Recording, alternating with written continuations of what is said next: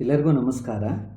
ಈಗ 10ನೇ ತರಗತಿ ವಿಜ್ಞಾನ ವಿಷಯದ ಲೋಹಗಳು ಮತ್ತು ಅಲೋಹಗಳು ಎಂಬ ಅಧ್ಯಾಯದಲ್ಲಿನ ಪ್ರಶ್ನೋತ್ತರಗಳ ಬಗ್ಗೆ ತಿಳಿದುಕೊಳ್ಳೋಣ. ಮೊದಲಿಗೆ ಬಹು ಆಯ್ಕೆ ಪ್ರಶ್ನೆಗಳು. ಪ್ರಶ್ನೆ ಸಂಖ್ಯೆ 1. ಈ ಕೆಳಗಿನವುಗಳಲ್ಲಿ ಸಾಧ್ಯವಾಗುವ ರಾಸಾಯನಿಕ ಕ್ರಿಯೆ. ಆಪ್ಷನ್ ಎ, ಕಬ್ಬಿಣದ ಸಲ್ಫೇಟ್ ಸೀಸದೊಂದಿಗೆ ವರ್ತಿಸಿದಾಗ ಸೀಸದ ಸಲ್ಫೇಟ್ ಮತ್ತು ಕಬ್ಬಿಣ ಉಂಟಾಗುತ್ತದೆ. ಸತುವಿನ ಸಲ್ಫೇಟ್ ಕಬ್ಬಿಣದೊಂದಿಗೆ ವರ್ತಿಸಿದಾಗ ಕಬ್ಬಿಣದ ಸಲ್ಫೇಟ್ ಮತ್ತು ಸತು ಉಂಟಾಗುತ್ತದೆ. ಬೆಳ್ಳಿಯ ನೈಟ್ರೇಟ್ ತಾಮ್ರದೊಂದಿಗೆ ವರ್ತಿಸಿದಾಗ ತಾಮ್ರದ ನೈಟ್ರೇಟ್ ಮತ್ತು ಬೆಳ್ಳಿ ಉಂಟಾಗುತ್ತದೆ. ಸೀಸದ ಕ್ಲೋರೈಡ್ ತಾಮ್ರದೊಂದಿಗೆ ವರ್ತಿಸಿದಾಗ ತಾಮ್ರದ ಕ್ಲೋರೈಡ್ ಮತ್ತು ಸೀಸ ಉಂಟಾಗುತ್ತದೆ. ಸರಿ ಉತ್ತರ ಆಪ್ಷನ್ ಸಿ, ಬೆಳ್ಳಿಯ ನೈಟ್ರೇಟ್ ತಾಮ್ರದೊಂದಿಗೆ ವರ್ತಿಸಿದಾಗ ತಾಮ್ರದ ನೈಟ್ರೇಟ್ ಮತ್ತು ಬೆಳ್ಳಿ ಉಂಟಾಗುತ್ತದೆ. ಏಕೆಂದರೆ ತಾಮ್ರ ಬೆಳ್ಳಿಗಿಂತಲೂ ಹೆಚ್ಚು ಕ್ರಿಯಾಪಟು ಧಾತು.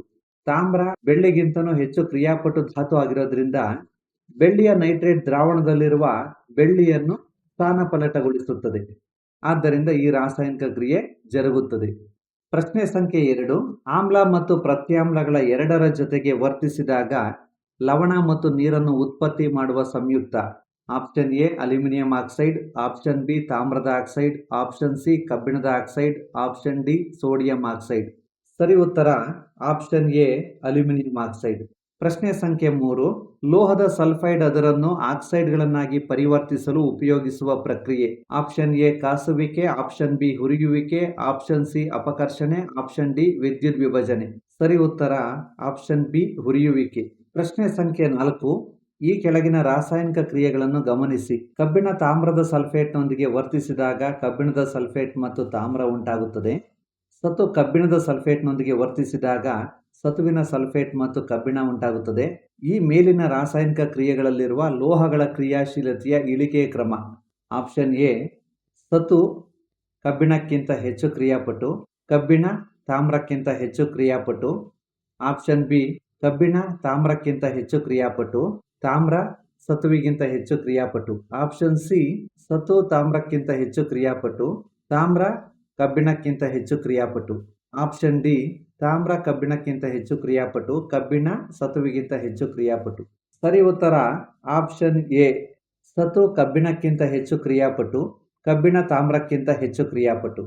ಪ್ರಶ್ನೆ ಸಂಖ್ಯೆ 5. ಅಲ್ಯೂಮಿನಿಯಂ, ಕಬ್ಬಿಣ, ಮೆಗ್ನೀಷಿಯಂ ಮತ್ತು ಸತು ಲೋಹಗಳು ಸಾರರಿಕ್ತ ಹೈಡ್ರೋಕ್ಲೋರಿಕ್ ಆಮ್ಲದೊಂದಿಗೆ ವರ್ತಿಸಿವೆ. ಈ ಲೋಹಗಳ ಕ್ರಿಯಾಶೀಲತೆಯನ್ನು ಇಳಿಕೆಯ ಕ್ರಮದಲ್ಲಿ ಸೂಚಿಸುವ ಸರಣಿಯು. ಆಪ್ಷನ್ ಎ, ಮೆಗ್ನೀಷಿಯಂ ಅಲ್ಯೂಮಿನಿಯಂಗಿಂತ ಹೆಚ್ಚು ಕ್ರಿಯಾಪಟು.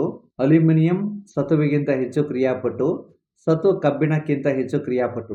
ಆಪ್ಷನ್ ಬಿ, ಅಲ್ಯೂಮಿನಿಯಂ ಮೆಗ್ನೀಷಿಯಂಗಿಂತ ಹೆಚ್ಚು ಕ್ರಿಯಾಪಟು. ಮೆಗ್ನೀಷಿಯಂ ಕಬ್ಬಿಣಕ್ಕಿಂತ ಹೆಚ್ಚು ಕ್ರಿಯಾಪಟು. ಕಬ್ಬಿಣ ಸತುವಿಗಿಂತ ಹೆಚ್ಚು ಕ್ರಿಯಾಪಟು. ಆಪ್ಷನ್ ಸಿ, ಕಬ್ಬಿಣ ಸತುವಿಗಿಂತ ಹೆಚ್ಚು ಕ್ರಿಯಾಪಟು. ಸತು ಅಲ್ಯೂಮಿನಿಯಂಗಿಂತ ಹೆಚ್ಚು ಕ್ರಿಯಾಪಟು. ಅಲ್ಯೂಮಿನಿಯಂ ಮೆಗ್ನೀಷಿಯಂಗಿಂತ ಹೆಚ್ಚು ಕ್ರಿಯಾಪಟು. ಆಪ್ಷನ್ ಡಿ, ಕಬ್ಬಿಣ ಮೆಗ್ನೀಷಿಯಂಗಿಂತ ಹೆಚ್ಚು ಕ್ರಿಯಾಪಟು. ಮೆಗ್ನೀಷಿಯಂ ಸತುವಿಗಿಂತ ಹೆಚ್ಚು ಕ್ರಿಯಾಪಟು. ಸತು ಅಲ್ಯೂಮಿನಿಯಂಗಿಂತ ಹೆಚ್ಚು ಕ್ರಿಯಾಪಟು. ಸರಿ ಉತ್ತರ ಆಪ್ಷನ್ ಎ, ಮೆಗ್ನೀಷಿಯಂ ಅಲ್ಯೂಮಿನಿಯಂಗಿಂತ ಹೆಚ್ಚು ಕ್ರಿಯಾಪಟು. ಅಲ್ಯೂಮಿನಿಯಂ ಸತುವಿಗಿಂತ ಹೆಚ್ಚು ಕ್ರಿಯಾಪಟು. ಸತು ಕಬ್ಬಿಣಕ್ಕಿಂತ ಹೆಚ್ಚು ಕ್ರಿಯಾಪಟು.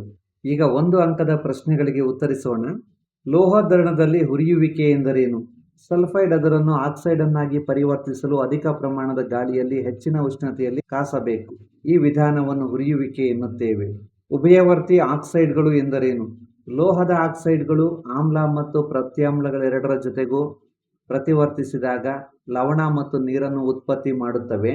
ಇವುಗಳಿಗೆ ಉಭಯವರ್ತಿ ಆಕ್ಸೈಡ್ಗಳು ಎನ್ನುತ್ತೇವೆ. ಒಂದು ಕಬ್ಬಿಣದ ಉಂಗುರಕ್ಕೆ ತಾಮ್ರದ ಲೇಪನ ಮಾಡಲಾಗಿದೆ. ವಿದ್ಯುತ್ ಶಕ್ತಿಯನ್ನು ಉಪಯೋಗಿಸದೆ ಇದನ್ನು ನಾವು ಹೇಗೆ ಮಾಡಬಹುದು? ಕಬ್ಬಿಣದ ಉಂಗುರವನ್ನು ತಾಮ್ರದ ಸಲ್ಫೇಟ್ ದ್ರಾವಣದಲ್ಲಿ ಮುಳುಗಿಸಿಡಬೇಕು. ಕಬ್ಬಿಣವು ತಾಮ್ರದ ದ್ರಾವಣದಿಂದ ತಾಮ್ರವನ್ನು ಸ್ಥಾನಪಲ್ಲಟಗೊಳಿಸುತ್ತದೆ ಮತ್ತು ತಾಮ್ರವು ಕಬ್ಬಿಣದ ಉಂಗುರದ ಮೇಲೆ ಲೇಪನಗೊಳ್ಳುತ್ತದೆ. ಪ್ರಶ್ನೆ ಸಂಖ್ಯೆ 4. ತಾಮ್ರದ ಸಲ್ಫೇಟ್ ದ್ರಾವಣವನ್ನು ಹೊಂದಿರುವ ಒಂದು ಪ್ರನಾಳಕ್ಕೆ ಕಬ್ಬಿಣದ ಮೊಳೆಯೊಂದನ್ನು ಹಾಕಲಾಗಿದೆ. ಕಬ್ಬಿಣದ ಮೊಳೆಯು ಕ್ರಮೇಣವಾಗಿ ಕಂದು ಬಣ್ಣಕ್ಕೆ ತಿರುಗುತ್ತದೆ. ಏಕೆ? ಉತ್ತರ, ಕಬ್ಬಿಣವು ತಾಮ್ರಕ್ಕಿಂತಲೂ ಹೆಚ್ಚು ಕ್ರಿಯಾಶೀಲವಾಗಿರೋದ್ರಿಂದ ತಾಮ್ರವನ್ನು ತಾಮ್ರದ ಸಲ್ಫೇಟ್ ದ್ರಾವಣದಿಂದ ಸ್ಥಾನಪಲ್ಲಟಗೊಳಿಸುತ್ತದೆ. ಸ್ಥಾನಪಲ್ಲಟಗೊಂಡ ತಾಮ್ರವು ಕಬ್ಬಿಣದ ಮೊಳೆಯ ಮೇಲೆ ಸಂಗ್ರಹವಾಗುತ್ತದೆ. ಪ್ರಶ್ನೆ ಸಂಖ್ಯೆ 5. ಅಯಾನಿಕ್ ಸಂಯುಕ್ತಗಳು ಹೆಚ್ಚಿನ ಕರಗುವ ಬಿಂದು ಮತ್ತು ಕುದಿ ಬಿಂದುಗಳನ್ನು ಹೊಂದಿವೆ. ಏಕೆ?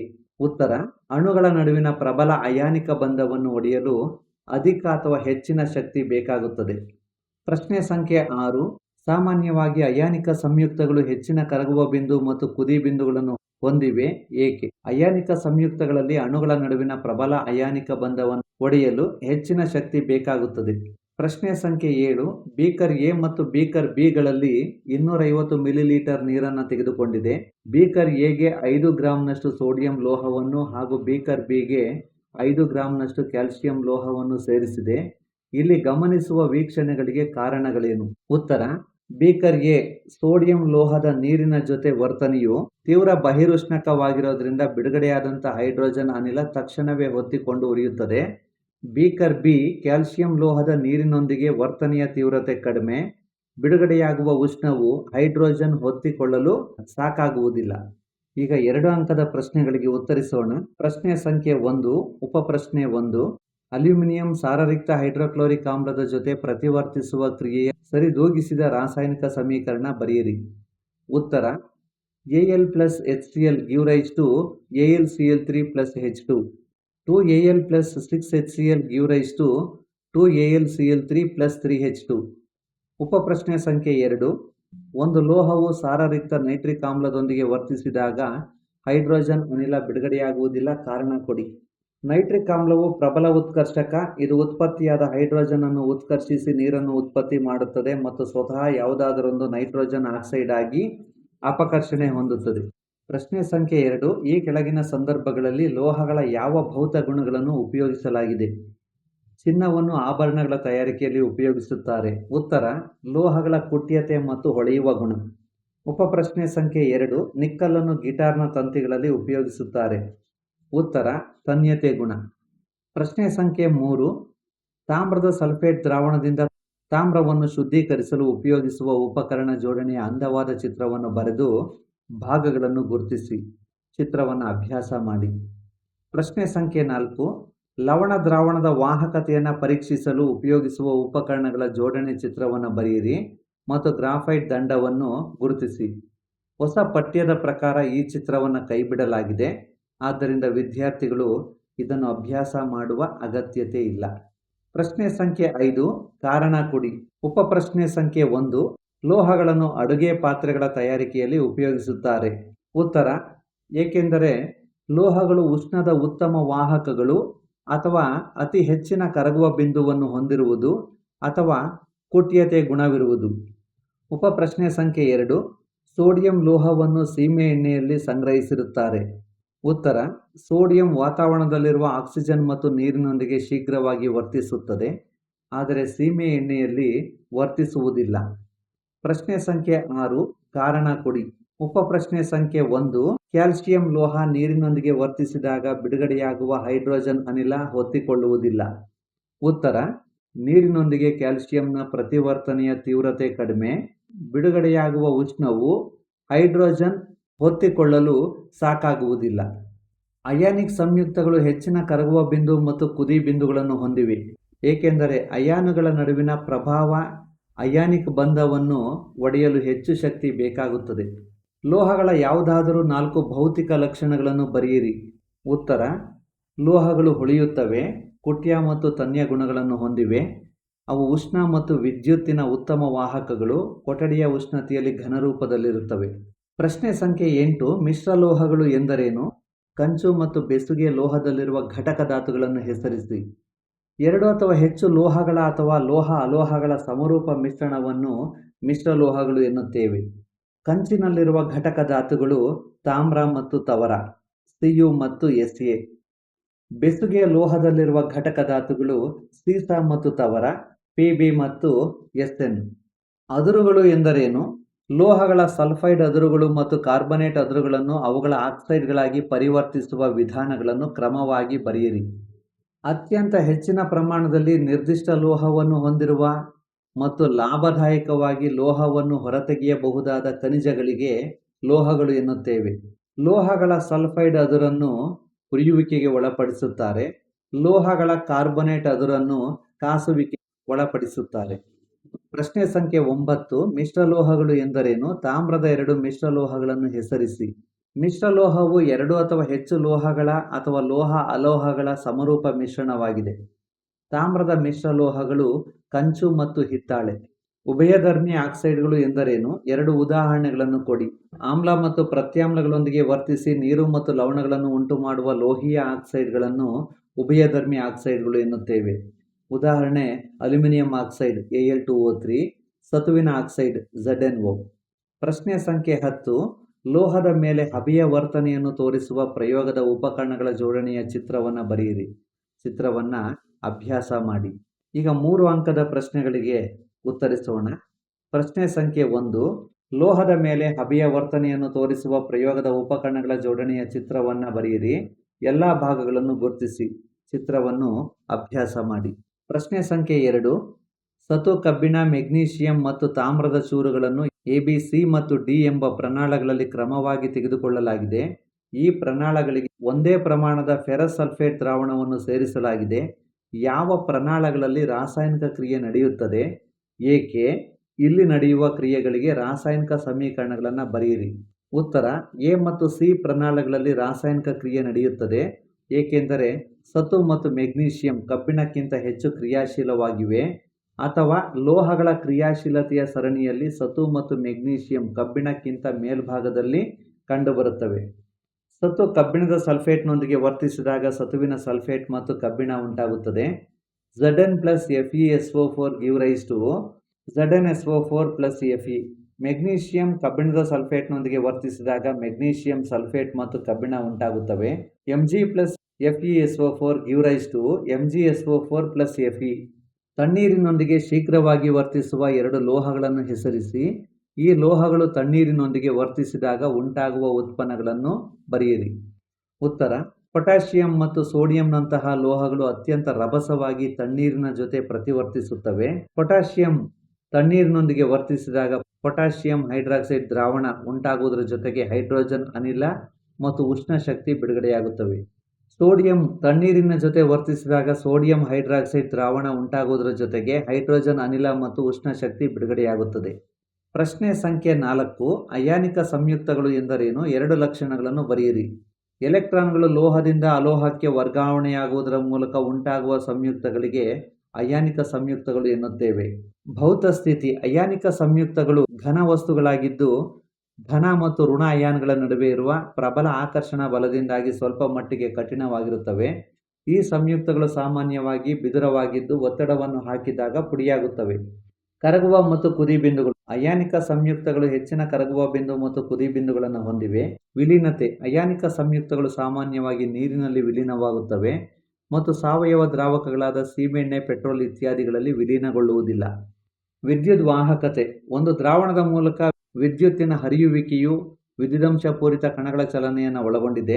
ಅಯಾನಿಕ ಸಂಯುಕ್ತದ ಜಲೀಯ ದ್ರಾವಣವು ಅಯಾನ್ಗಳನ್ನು ಹೊಂದಿದ್ದು ದ್ರಾವಣದ ಮೂಲಕ ವಿದ್ಯುತ್ ಹಾಯಿಸಿದಾಗ ವಿರುದ್ಧ ವಿದ್ಯುದ್ವಾರಗಳ ಕಡೆ ಚಲಿಸುತ್ತವೆ. ಘನ ಸ್ಥಿತಿಯಲ್ಲಿ ಅಯಾನಿಕ ಸಂಯುಕ್ತಗಳು ತಮ್ಮ ಮೂಲಕ ವಿದ್ಯುತ್ ಹರಿಯಲು ಬಿಡುವುದಿಲ್ಲ. ಇಲೆಕ್ಟ್ರಾನ್ ಚುಕ್ಕಿ ವಿನ್ಯಾಸದ ಸಹಾಯದಿಂದ ಮೆಗ್ನೀಷಿಯಂ ಕ್ಲೋರೈಡ್ ಉಂಟಾಗುವಿಕೆಯನ್ನು ವ್ಯಕ್ತಪಡಿಸಿ.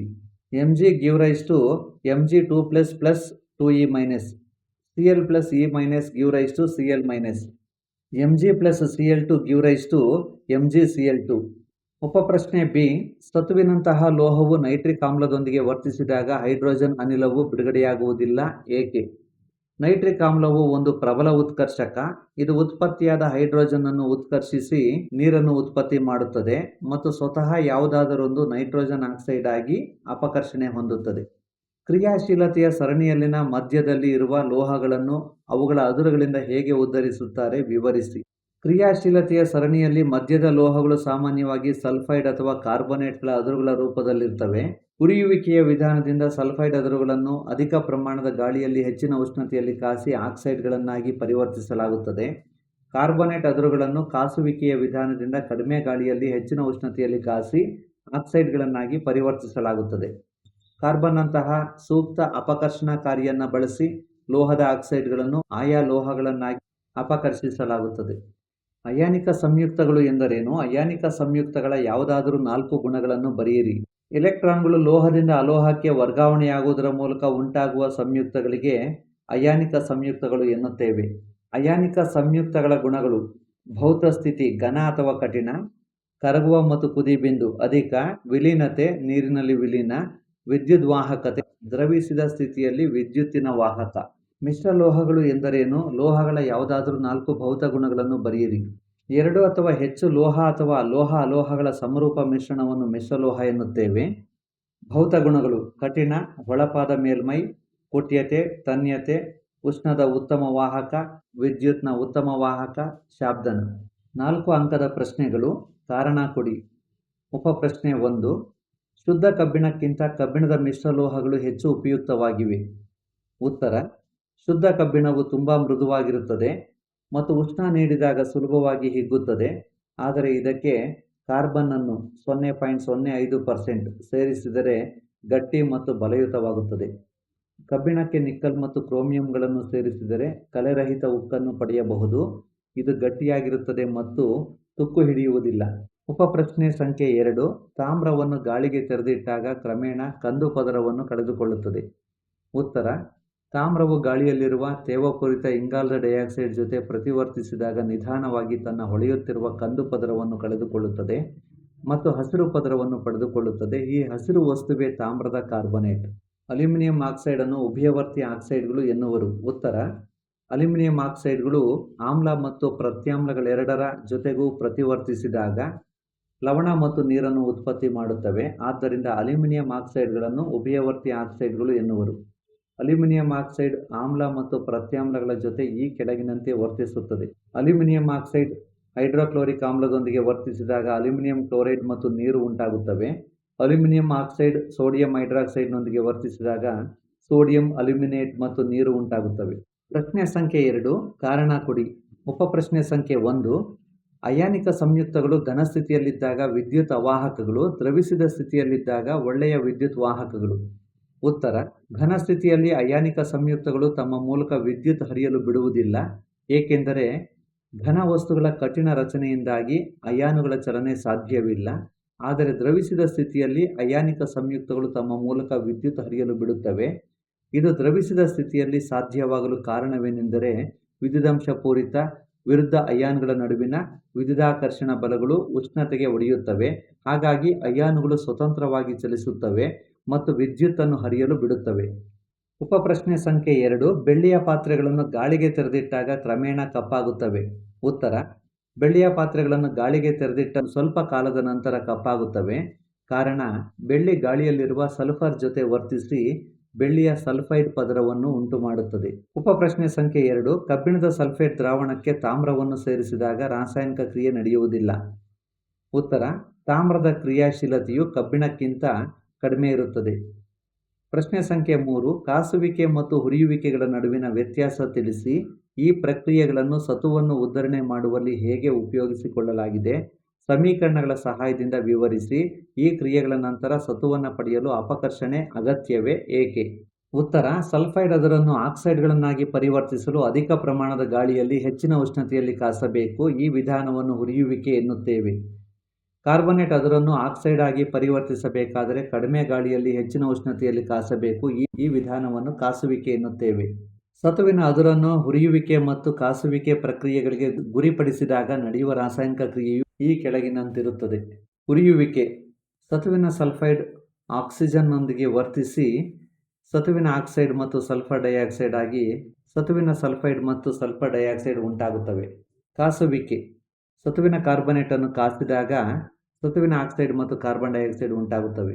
ಅಪಕರ್ಷಣೆ ಅಗತ್ಯವಿದೆ, ಏಕೆಂದರೆ ಸತುವಿನ ಆಕ್ಸೈಡ್ ಅನ್ನು ಕಾರ್ಬನ್ನೊಂದಿಗೆ ಕಾಸಿದಾಗ ಅದು ಅಪಕರ್ಷಿಸಲ್ಪಟ್ಟು ಸತುವಾಗುತ್ತದೆ. ಸತುವಿನ ಆಕ್ಸೈಡ್ ಕಾರ್ಬನ್ನೊಂದಿಗೆ ವರ್ತಿಸಿ ಸತು ಮತ್ತು ಕಾರ್ಬನ್ ಮಾನಾಕ್ಸೈಡ್ ಉಂಟಾಗುತ್ತವೆ.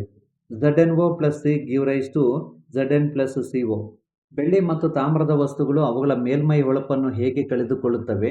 ಗ್ಯಾಲ್ವನೀಕರಣವು ಕಬ್ಬಿಣದ ವಸ್ತುಗಳನ್ನು ಹೇಗೆ ಸಂರಕ್ಷಿಸುತ್ತದೆ? ಬೆಳ್ಳಿಯ ಪಾತ್ರೆಗಳನ್ನು ಗಾಳಿಗೆ ತೆರೆದಿಟ್ಟಾಗ ಅದು ಸಲ್ಫರ್ನೊಂದಿಗೆ ವರ್ತಿಸಿ ಸಲ್ಫರ್ ಡೈಆಕ್ಸೈಡ್ನ ಕಪ್ಪು ಪದರ ಉಂಟಾಗುತ್ತದೆ. ತಾಮ್ರವು ಗಾಳಿಯಲ್ಲಿರುವ ತೇವಪೂರಿತ ಕಾರ್ಬನ್ ಡೈಆಕ್ಸೈಡ್ ಜೊತೆ ವರ್ತಿಸಿ ತಾಮ್ರದ ಕಾರ್ಬನೇಟ್ನ ಹಸಿರು ಪದರ ಉಂಟಾಗುತ್ತದೆ. ಗ್ಯಾಲ್ವನೀಕರಣದಿಂದ ಉಂಟಾದ ಸತುವಿನ ಲೇಪನ ಆಕ್ಸಿಜನ್ ಜೊತೆ ವರ್ತಿಸಿ ಸತುವಿನ ಆಕ್ಸೈಡ್ ಪದರವಾಗಿ ಹೆಚ್ಚಿನ ಉತ್ಕರ್ಷಣೆಯನ್ನು ತಡೆಗಟ್ಟುತ್ತದೆ. ಉಪಪ್ರಶ್ನೆ ಬಿ. ಅಲ್ಯೂಮಿನಿಯಂ ಆಕ್ಸೈಡ್ ಉಭಯವರ್ತಿ ಆಕ್ಸೈಡ್ ಆಗಿದೆ, ಏಕೆ? ಅಲ್ಯೂಮಿನಿಯಂ ಆಕ್ಸೈಡ್ ಆಮ್ಲ ಮತ್ತು ಪ್ರತ್ಯಾಮ್ಲಗಳೆರಡರ ಜೊತೆಗೂ ವರ್ತಿಸಿ ಲವಣ ಮತ್ತು ನೀರನ್ನು ಉಂಟುಮಾಡುತ್ತದೆ.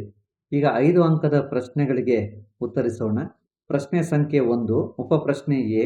ಸೋಡಿಯಂ ಪರಮಾಣು ಮತ್ತು ಕ್ಲೋರಿನ್ ಪರಮಾಣುಗಳ ನಡುವೆ ಅಯಾನಿಕ ಬಂಧ ಉಂಟಾಗುವಿಕೆಯನ್ನು ವಿವರಿಸಿ.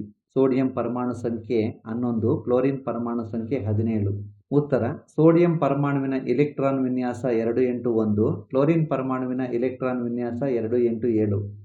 ಸ್ಥಿರ ಅಷ್ಟಕ ವಿನ್ಯಾಸ ಪಡೆಯಲು ಸೋಡಿಯಂ 1 ಎಲೆಕ್ಟ್ರಾನ್ ಕಳೆದುಕೊಂಡು ಸೋಡಿಯಂ ಧನ ಅಯಾನ್ Na+ ಆಗುತ್ತದೆ. ಕ್ಲೋರಿನ್ ಪರಮಾಣು ಸೋಡಿಯಂನಿಂದ 1 ಎಲೆಕ್ಟ್ರಾನ್ ಪಡೆದುಕೊಂಡು ಕ್ಲೋರೈಡ್ ಋಣ ಅಯಾನು Cl- ಆಗುತ್ತದೆ. ಪರಸ್ಪರ ವಿರುದ್ಧ ವಿದ್ಯುದಂಶ ಪಡೆದ Na+ ಮತ್ತು Cl- ಅಯಾನ್ಗಳ ನಡುವೆ ಸ್ಥಾಯಿ ವಿದ್ಯುತ್ ಆಕರ್ಷಣಾ ಬಲ ಉಂಟಾಗಿ ಸೋಡಿಯಂ ಕ್ಲೋರೈಡ್ ಉಂಟಾಗುತ್ತದೆ. ಉಪಪ್ರಶ್ನೆ ಬಿ. ಅಯಾನಿಕ ಸಂಯುಕ್ತಗಳ ಯಾವುದಾದರೂ 4 ಸಾಮಾನ್ಯ ಲಕ್ಷಣಗಳನ್ನು ಪಟ್ಟಿ ಮಾಡಿ. ಉತ್ತರ: ಅಯಾನಿಕ ಸಂಯುಕ್ತಗಳ ಗುಣಗಳು ಅಥವಾ ಲಕ್ಷಣಗಳು: ಘನ ವಸ್ತುಗಳಾಗಿವೆ, ಸಾಮಾನ್ಯವಾಗಿ ಬಿದುರವಾಗಿದ್ದು ಒತ್ತಡವನ್ನು ಹಾಕಿದಾಗ ಪುಡಿಯಾಗುತ್ತವೆ, ಹೆಚ್ಚಿನ ಕರಗುವ ಬಿಂದು ಮತ್ತು ಕುದಿ ಬಿಂದುಗಳನ್ನು ಹೊಂದಿವೆ, ನೀರಿನಲ್ಲಿ ವಿಲೀನವಾಗುತ್ತವೆ, ಸಾವಯವ ದ್ರಾವಕದಲ್ಲಿ ವಿಲೀನವಾಗುವುದಿಲ್ಲ, ಘನ ಸ್ಥಿತಿಯಲ್ಲಿ ವಿದ್ಯುತ್ ಹರಿಯಲು ಬಿಡುವುದಿಲ್ಲ, ದ್ರವಿತ ದ್ರಾವಣ ಸ್ಥಿತಿಯಲ್ಲಿ ಒಳ್ಳೆಯ ವಿದ್ಯುತ್ ವಾಹಕಗಳು. ವೀಕ್ಷಿಸಿದ್ದಕ್ಕೆ ಧನ್ಯವಾದಗಳು.